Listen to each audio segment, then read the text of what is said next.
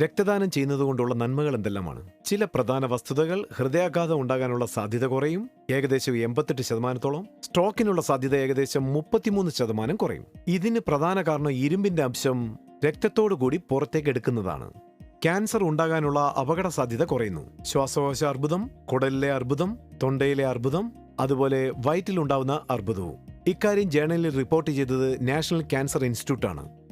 ഏകദേശം 650 kilo calorie നഷ്ടപ്പെടുന്നുണ്ട് ഒരു തവണ രക്തദാനം ചെയ്യുമ്പോൾ, അതായത് 450 ml രക്തം എടുക്കുമ്പോൾ.